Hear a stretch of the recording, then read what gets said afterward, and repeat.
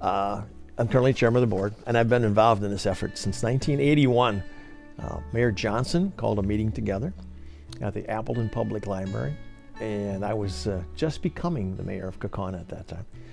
And she called a meeting at the Appleton Public Library saying, what are we going to do with the Fox River and the Fox Locks? Because I was becoming the new mayor, and it was right on the front burner in terms of what are we going to do with the Fox River effort? What are we going to do? And one of the options was just to simply fill them in. And I would admit to you that at one point, say, that's not a bad option. And it's done and it's gone. I realized the historic value and what that all meant. And then not that I stepped back, it just became more clear that we have to do something. And then the people I worked with,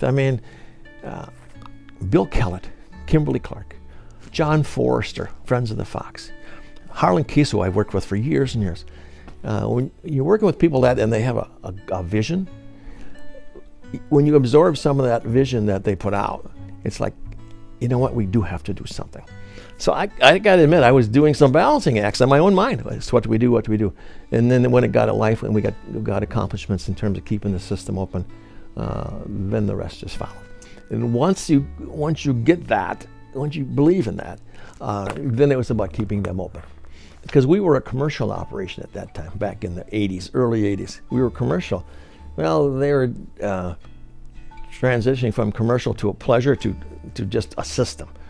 And once it lost its commercial identity, somebody needed to take it over. Did we have a vision? Yeah, the vision was to have a system open from the Bay of Green Bay to through Lake Winnebago.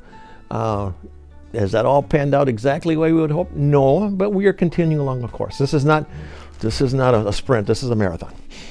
We would have walked away from almost 200 years of history if we closed them up and shut it down.